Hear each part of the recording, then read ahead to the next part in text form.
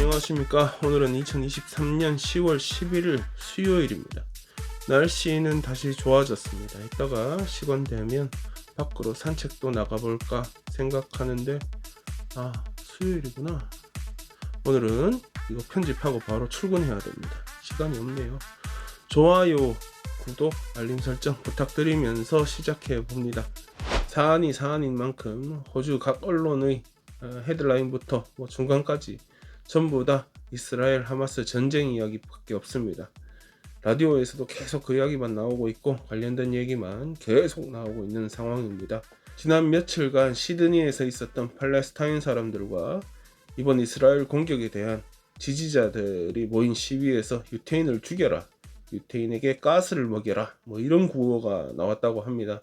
멜번에서도 지난 일요일 스테이트 라이브러리 앞에서 소규모 집회가 있긴 있었고, 어제는 수백 명, 또 언론에 따라서 2,000명까지도 보던데, 하여튼 많은 사람들이 모여서 집회를 하였는데, 그나마 가장 많이 외쳐진 구호는 팔레스타인에게 자유를 달라, 이런 것이었습니다. 좀 느낌이 다릅니다.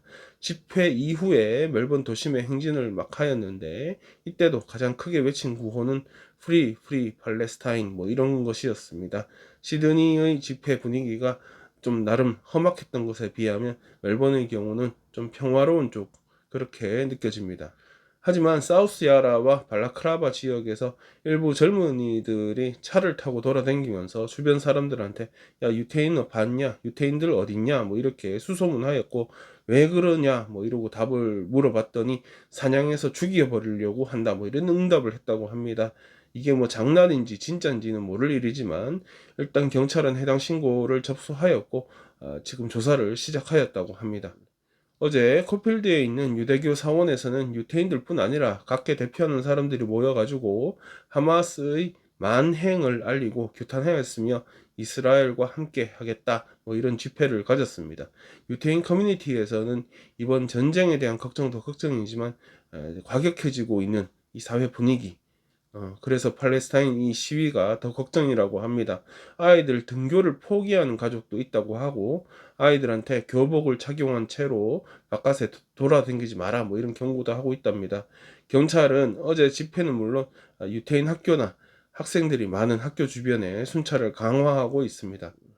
전쟁도 전쟁이지만 이번 하마스 공격으로 인해 받은 피해에 대한 파악도 중요할 것입니다.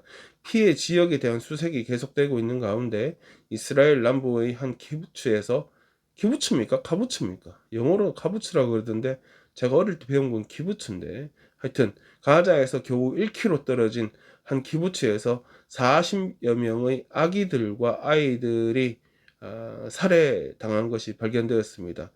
정확한 내용이 있긴 한데 제가 이거 입으로 전해드리기 참 그렇습니다. 너무 잔인합니다. 주택가에서 예상하지 못했던 공격을 받아가지고 글자 그대로 일상을 살다가 그냥 총에 맞아서 몰살당한 것으로 보입니다. 침실의 침대에 누워서 사망한 사람도 있었고, 카시트에 앉아서 사망한 아이도 있었고, 하여튼 그냥 살다가 죽은 그런 상황입니다. 이스라엘의 수상 벤자민 네타냐후는 앞으로 계획에 대한 질문에 대한 대답으로 가자 지구를 완전히 쓸어버릴 것이라고 대답하였습니다. 그러면서 민간인들은 빨리 대피하라, 이렇게 경고는 하였는데, 거기 좁은 땅에 200만인가 가둬놓고 도망가라 그러면 어디로 도망갑니까? 바다로 들어가라 말입니까? 하여튼 쓸어버리겠다고 합니다. 아까 이스라엘의 국방부 장관 인터뷰가 있었는데 그걸 보니까 이 사람 말이 하마스가 원하는 것이 무엇이든 간에 180도 바뀌게 될 것이고, 가자 지구는 이전과는 전혀 다른 모습이 될 것이다, 이렇게 경고를 하기도 하였습니다. 이스라엘 현지에서 사망한 호주인이 확인되었고 66세의 할머니라고 하는데 하여튼 아주머님 한 분이 사망한 것으로 확인되었습니다. 이분 같은 경우도 총에 맞아 사망하였고 이후에 불에 태워진 것으로 알려졌습니다. 현재 호주 정부는 노동당이 이끌고 있습니다. 연방 정부도 그렇고 빅토리아주나 다른 주도 대부분 주가 노동당이 이끌고 있습니다. 팔레스타인 사람들이 이스라엘 치하에서 몇십 년 동안 제대로 된 인권 보호도 없이 살아왔고, 그들의 자유에 대해 꽤 고민하던 분위기에서 이런 일이 벌어졌으니까 노동당 애들이 미국만큼 막 이스라엘 편 들기가 좀 어려운 상황이긴 합니다. 이스라엘 편을 들기는 하죠. 그런데 뭐 저기 바이든 대통령처럼 그렇게 막 나서지는 못하고 있는 상황입니다. 제가 어제 영국에 있는 팔레스타인 대사의 인터뷰를 보았습니다. 뭐 내용이 들을 만한 것도 있고 동의가 되는 것도 있고 동의가 안 되는 것도 있고 한데 그 중에 그래도 기억이 남는 거는 이스라엘이 팔레스타인 사람들을 그렇게 죽일 때는 한 번도 안 부르더니 하마스가 이스라엘 사람들 죽이니까 이렇게 부른다고, 그러면서 서방이 가진 양쪽에 대한 시선, 좀 기울어진 시선을 지적하기도 하였습니다.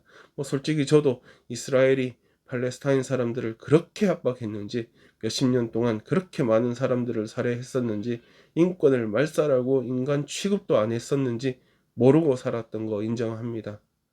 아무리 그렇다고 하여도 이렇게 사람 죽이는 행위는 누가 하든 간에 정당화될 수 없다고 생각합니다. 사람 생명 앗아가는 모든 행위에 대해서 반대하고 즉각 중단해야 된다고 생각합니다. 동시에 자유를 억압받고 있는 팔레스타인 사람들이 자유를 찾는 방안이 빨리 모색되어져야 한다고 생각합니다. 퀸슬랜드주 총리 아나스타샤 팔라주크가 담수 공장, 그러니까 바닷물을 이제 뭐 민물로 만드는 거죠. 담수 공장을 만들 것이라고 발표하였습니다. 앞으로 퀸슬랜드주 남동부 지역, 그러니까 뭐 브리스베인 있고 골드코스트 있고 뭐 이런 동네, 그 지역 인구가 30년 내에 600만 명까지 올라갈 것이다, 뭐 이런 예측이 있으니까 가뭄을 비롯해서 어떤 상황에서도 사람들의 식수는 확보하겠다, 뭐 이런 계획을 수립하는 과정에서 어떻게 할까 고민하다가 기존의 담수 공장 이외에 대규모 담수 공장을 더 추가하겠다, 이렇게 발표한 것입니다.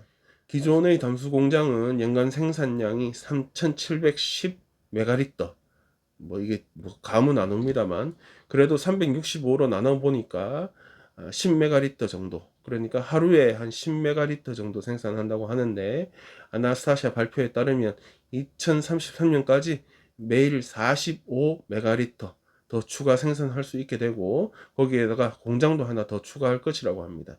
그러니까 공장 2개 더 하고 지금 하루에 10메가리터 정도 만드는데 그거보다 4배 더 만들 수 있는 생산 공장을 갖추겠다. 정확한 예산 규모는 나오지 않았습니다. 다만 이전에 예를 보면 뭐 4에서 8빌리언 달러 정도 투입될 것으로 보인다고 합니다. 만만치 않은 금액인데 뭐 학자들 얘기로는 효과를 감안하면 가성비가 꽤 괜찮은 거라고 합니다. 그래서 찾아봤더니 호주에는 이미 각 주마다 뭐 돌아가는 담수 공장들이 몇 개 있고 상황에 따라서 생산량을 조절하고 있다고 합니다. 일부에서는 현재 존재하는 댐에서 비가 많이 올 때마다 막 방류를 하는데, 뭐 어떻게든 그 빗물 보관해 가지고 다시 재처리하고 식수로 사용하고 뭐 이런 방법을 연구하는 것이 바람직하지 않겠느냐, 이런 반문을 하고 있습니다. 바닷물이 우리 마음대로 꺼내 쓰는 존재가 아니라는 주장인데, 또 그로 인해서 발생할 환경 문제에 대해서도 제대로 연구가 된 바가 없다는 점을 지적하고 있습니다. 일본에서 핵폐수 2차 방류를 시작하였는데 그게 호주까지 언제 도달한다, 뭐 이런저런 의견이 있던데, 언젠가는 호주에 있는 바다에도 도착을 하게 될 것이고 그걸 담수로 만들어서 마시는 사람들, 상상이 안 됩니다. 멜번을 묘사하는 단어는 굉장히 많지만 그 중에 하나가 또 페스티벌, 축제의 도시. 먼 일만 있으면 멜번 도심에는 퍼레이드를 합니다.